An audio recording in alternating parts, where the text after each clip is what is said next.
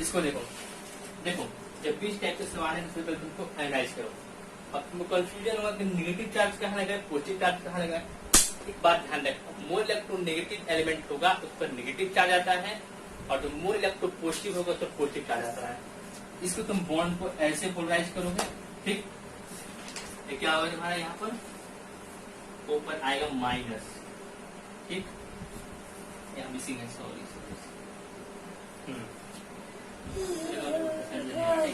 ये तुम्हारा, अब देखो इलेक्ट्रॉन कितने हैं यहाँ पर, एक है पाई बॉन्ड, और नंबर में है, कंजुगेशन है क्या, हाँ है ना, देखो कंजुगेशन, ठीक।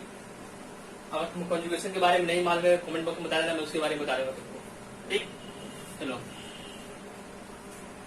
ये क्या रहेगा, एक पाई बॉन्ड है, कंजुगेशन में है, हाँ भाई भैया प्लेनर भी है, ठीक है। चलो ये एरोमेटिक हो गया तुम्हारा, अच्छा क्वेश्चन था नहीं।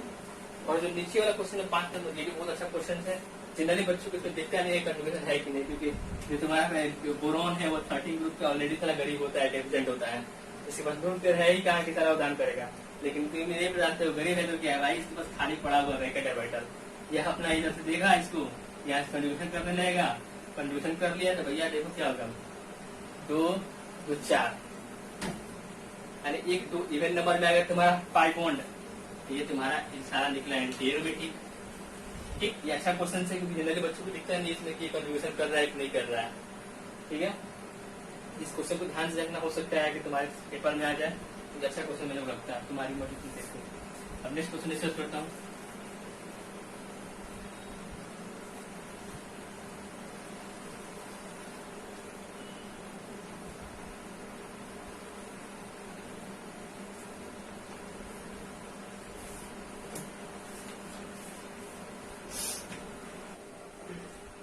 चलो स्टूडेंट्स, नेक्स्ट क्वेश्चन लिखना, ईवीएस का क्वेश्चन है।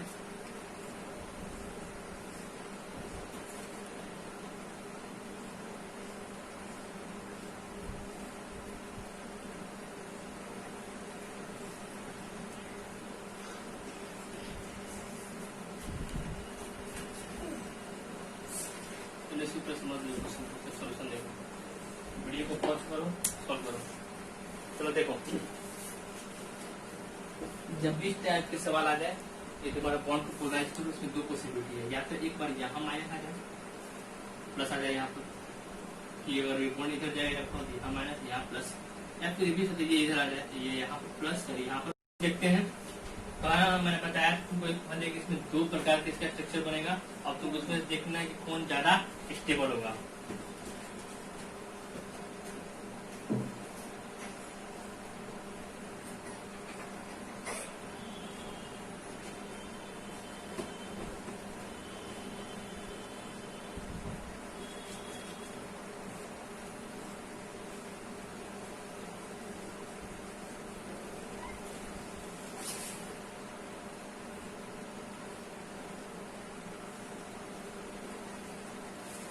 चलो अब देखो कि दोनों में से इसके 2 पॉसिबल स्ट्रक्चर बन सकते हैं।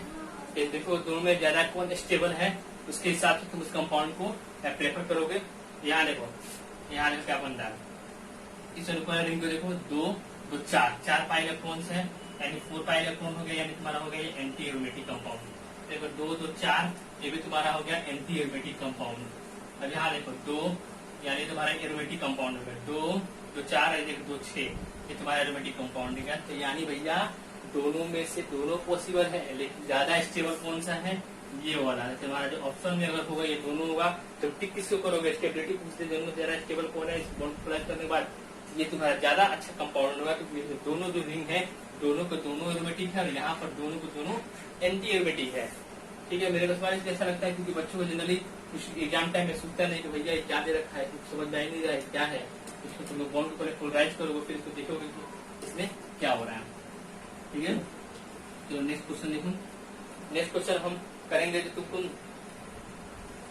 कहाँ गया मेरा मोबाइल,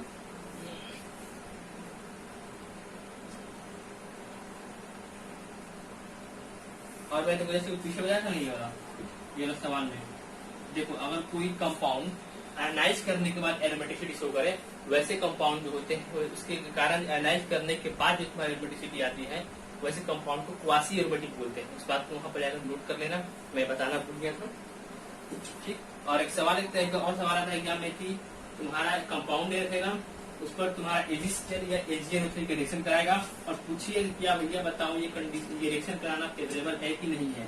जब भी तुमको कोई कंपाउंड एजीएन की बात करें तो समझ लेना भैया कि वो तुमसे पूछ रहा है कि एनालाइज करने के बाद जो तुम्हारा प्रोडक्ट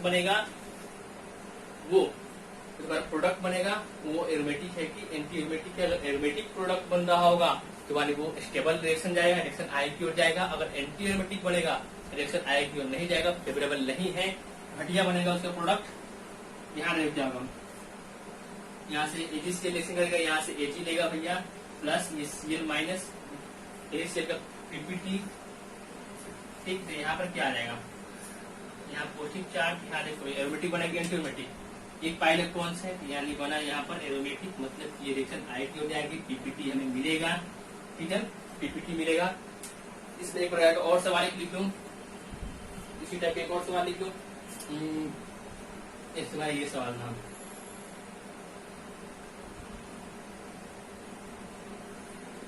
इस पर रिएक्शन करा रहे हैं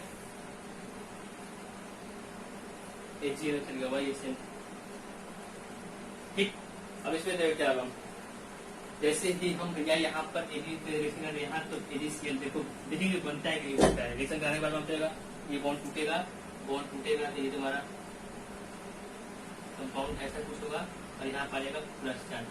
कंजुगेशन में तो है लेकिन 2 तो 4 4 पाई इलेक्ट्रॉन है, बना कंपाउंड एंटी एरोमेटिक, बढ़िया पीपीटी तुम्हें नहीं मिलेगा तो बहुत घटिया है। यहाँ पर जो कंपाउंड बन रहा है वो तुम्हारा एंटी एरोमेटिक है, इसलिए रिएक्शन फॉरवर्ड कम प्रेफर करेगा। ठीक है, चलो अब नेक्स्ट और क्वेश्चन को लेते हैं 5-6।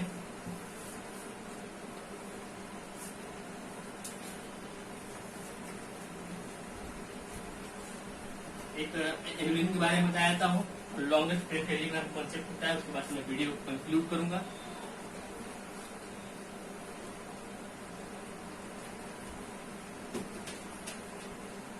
एनुलिन के बारे में लिखो,